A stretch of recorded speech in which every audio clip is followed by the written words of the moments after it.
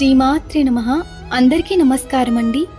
లలితా సహస్రనామంలో 34వ శ్లోకం. హరనేత్రాగ్ని సందగ్ధ కామ సంజీవనౌషధీః శ్రీమద్వగ్భావకూటైక స్వరూపముఖ పంకజ.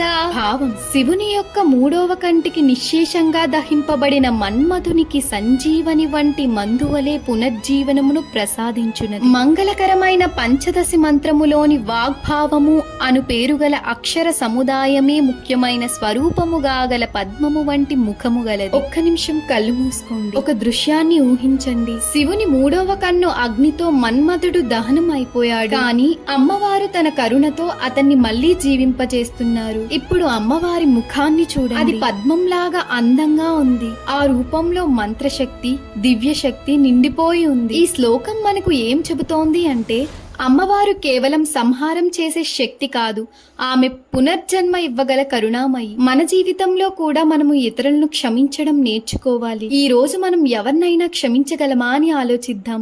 లలిత అమ్మవారి కృప మన అందరిపై ఉండాలి. ఆమె మన హృదయాన్ని కరుణతో నింపాలని ప్రార్థిస్తున్నాను. శ్రీమాత్రే నమః.